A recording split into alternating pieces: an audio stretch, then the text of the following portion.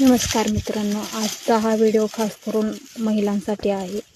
ही आपलं जी इंस्टाग्राम किंवा फेसबुक जी काही आहे, स्नॅपचॅट वगैरे, ती आपल्याशिवाय दुसरंही कोणी वापरू शकतो. त्यासाठी ती बघण्यासाठी किंवा म्हणजे ती हॅक झालेलं असतं. ती बघण्यासाठी काय करायचं तर यूट्यूबवर जायचं आणि सर्च करायचं की इंस्टाग्राम हॅकिंग कसं केलं ते बघायचं.